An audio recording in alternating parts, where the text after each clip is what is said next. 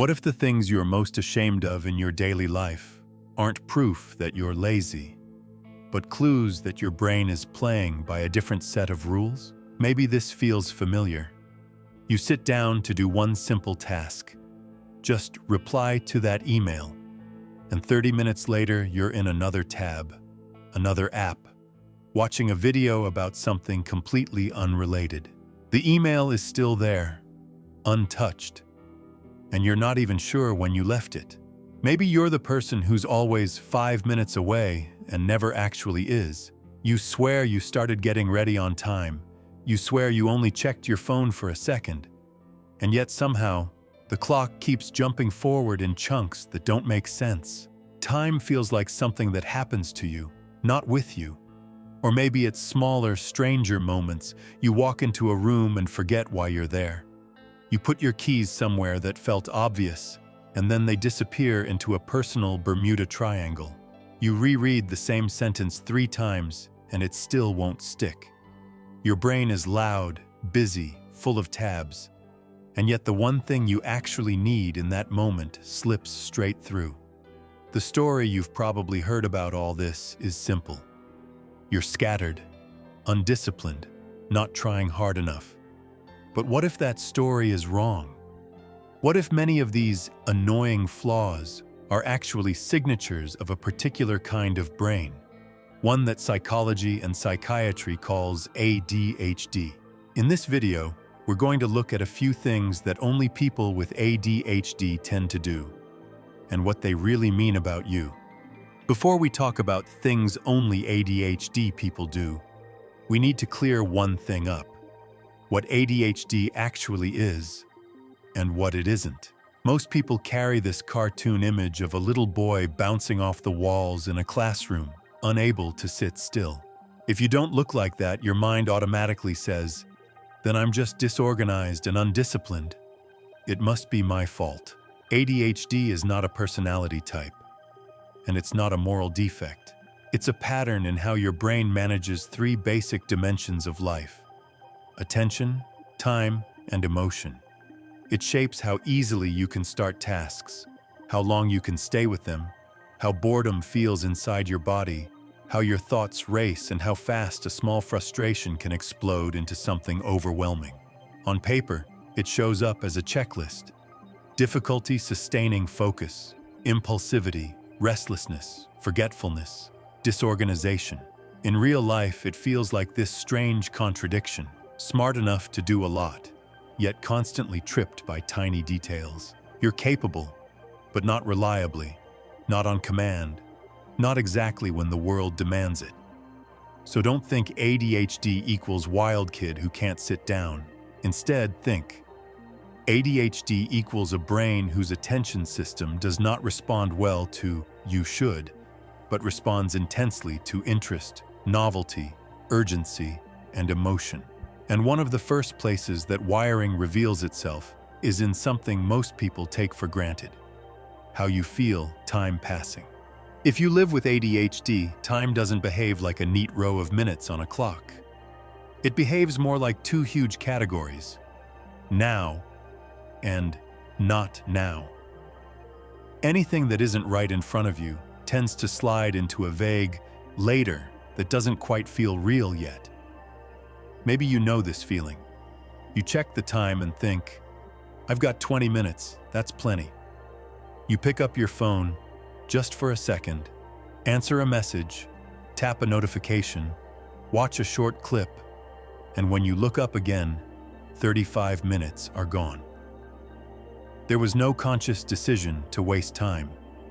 It simply fell through your fingers. This has a name: time blindness. It isn't stupidity. It's a difference in how your brain tracks the passage of time and assigns emotional weight to each minute.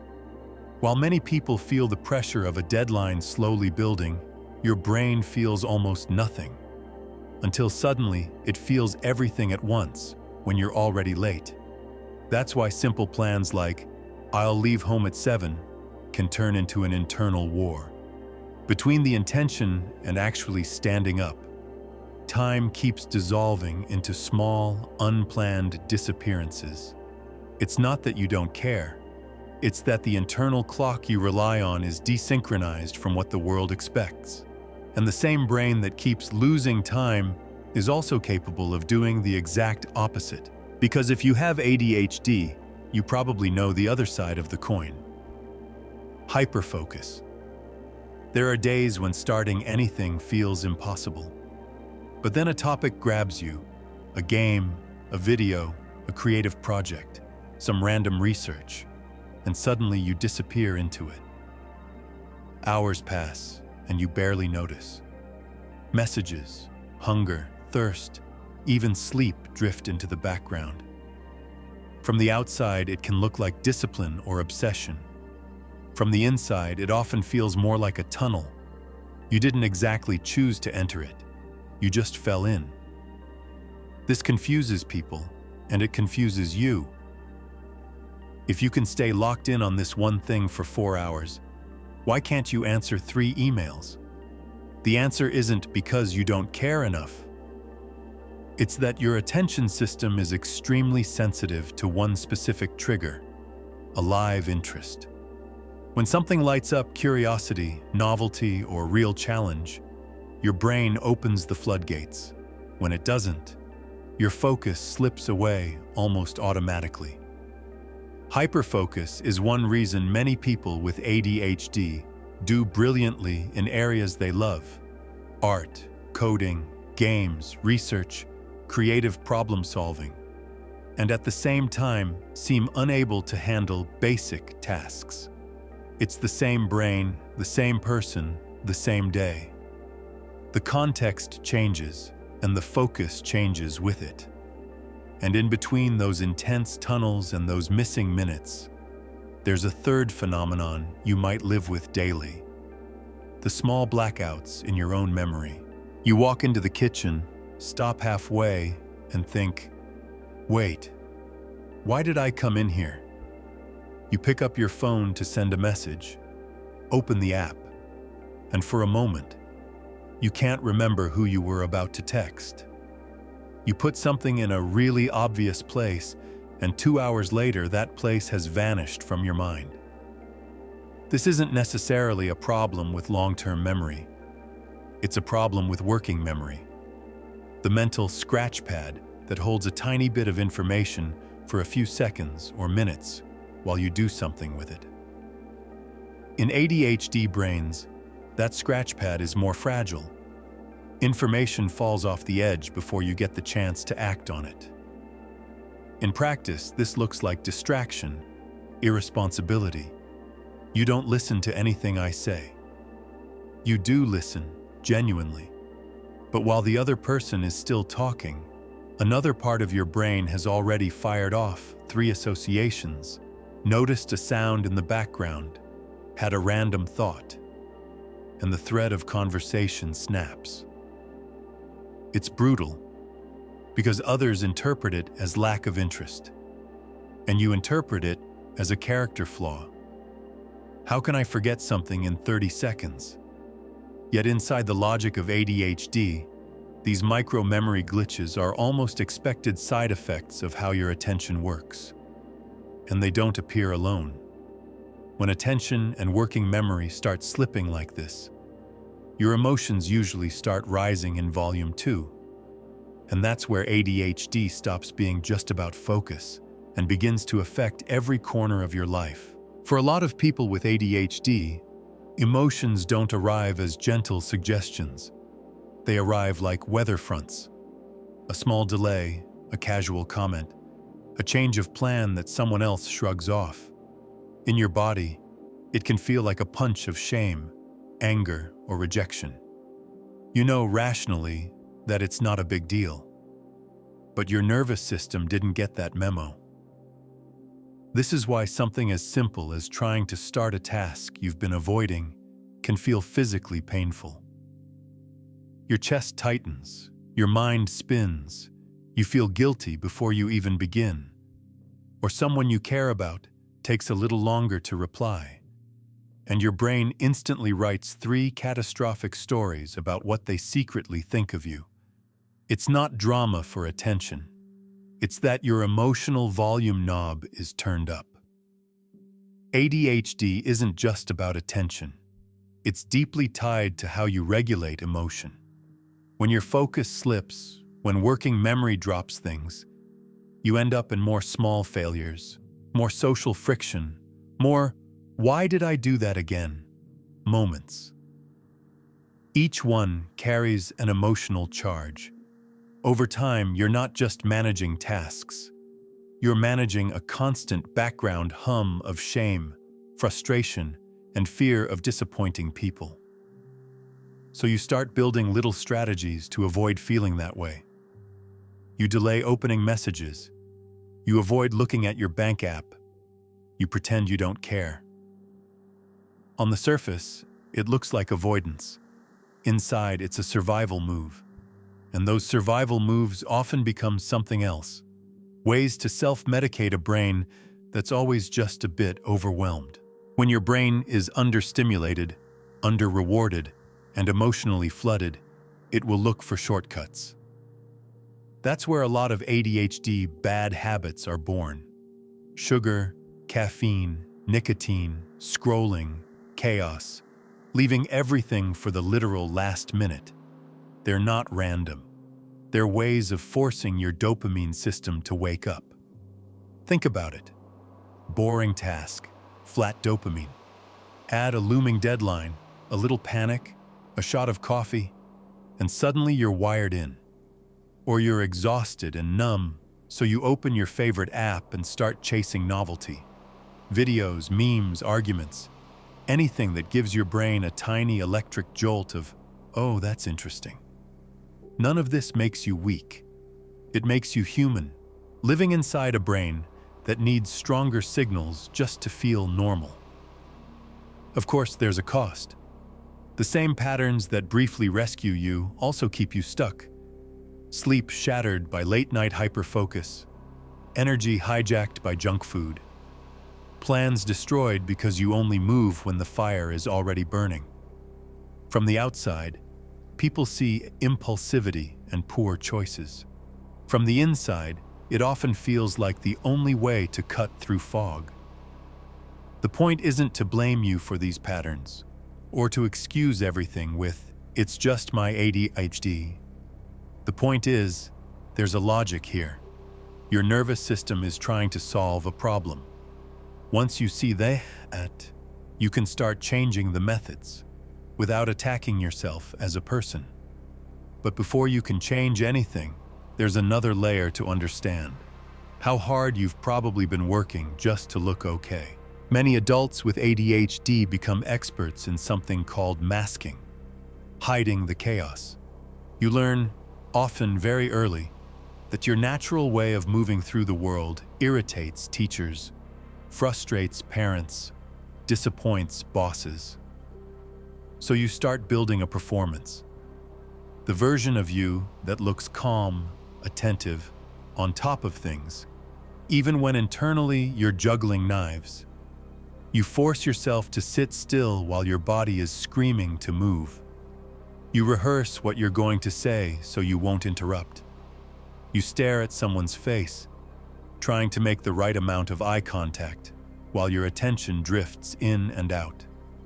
In group settings, you clamp down on your impulses so hard that by the time you get home, you're completely drained. From the outside, people might say, "You can't have ADHD, you seem fine." They don't see the cost.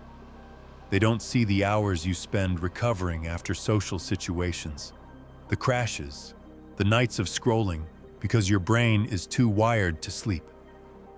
They see lazy when the mask slips because they never saw how much energy it took to hold it up. Masking keeps you safe in the short term. It protects relationships, jobs, reputations, but it also sends a dangerous message to your own mind. The real me is not acceptable. I have to constantly override myself to be loved, to be employable, to belong.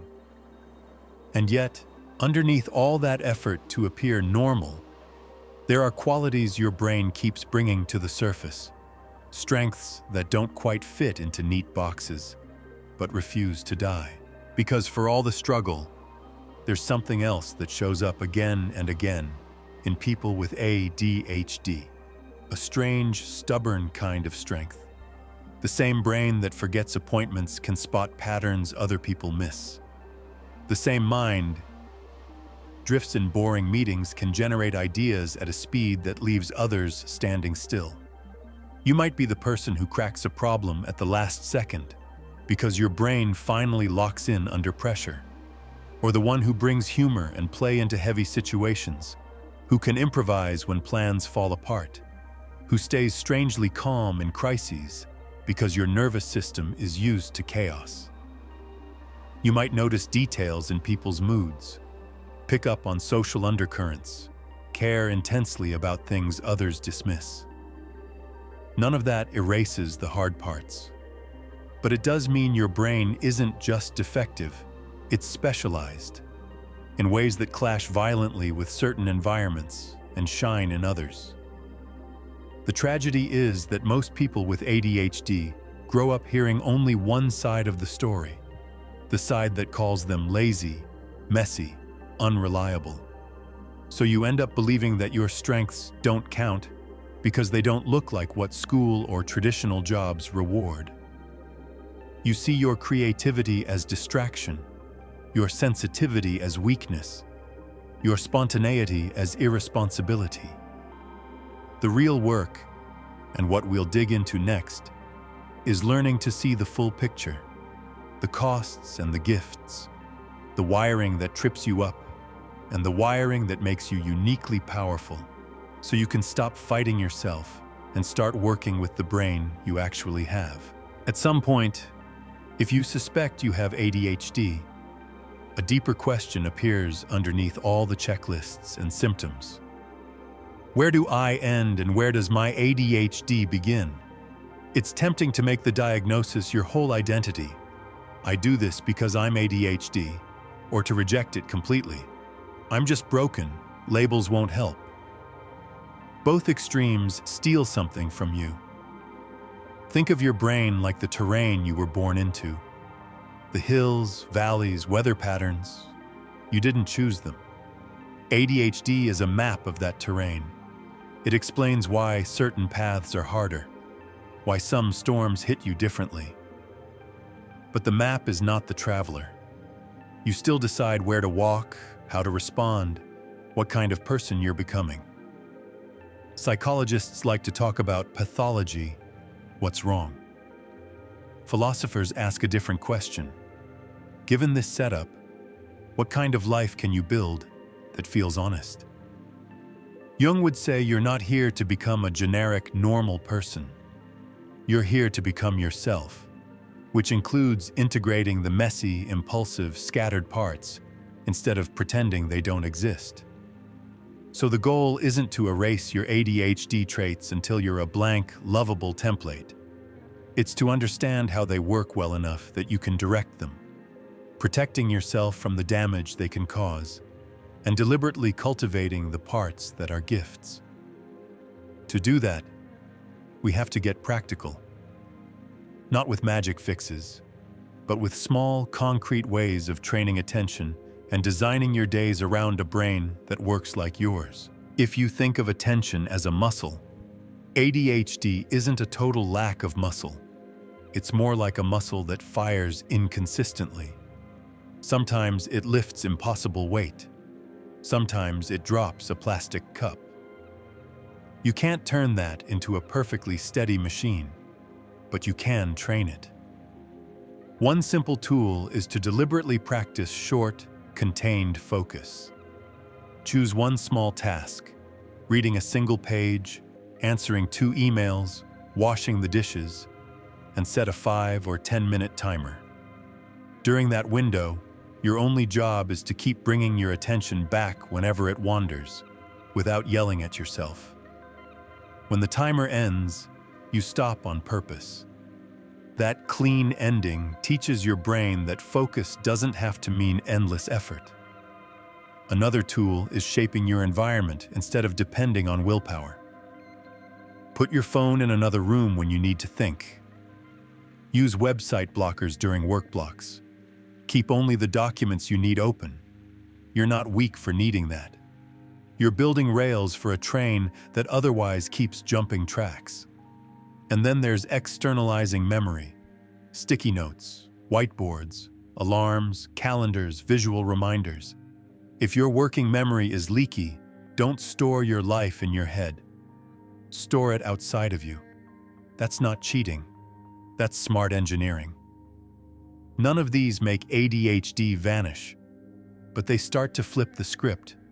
Instead of fighting your brain in the dark, you're experimenting with it in the light, learning what helps it show up. Attention, though, doesn't float in a vacuum.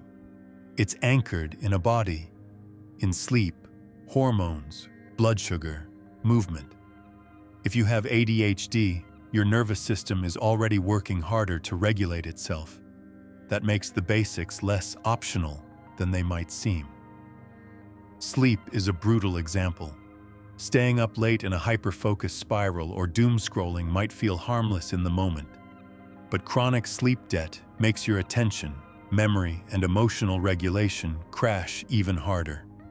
For an ADHD brain, protecting a consistent sleep window is less about being virtuous and more about not sabotaging tomorrow before it starts. Movement helps for a similar reason.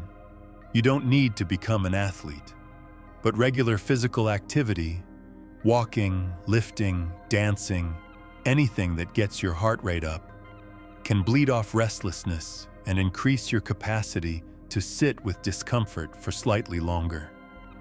Even 10-minute movement breaks during the day can reset your focus in ways that sheer willpower rarely does. Then there's nutrition and substances. Caffeine, sugar, nicotine, and alcohol all interact with ADHD in complicated ways. They can feel like quick fixes, but often create crashes that magnify the very symptoms you're trying to escape. Working with a professional to adjust medication, supplements, and lifestyle levers isn't about becoming perfectly healthy.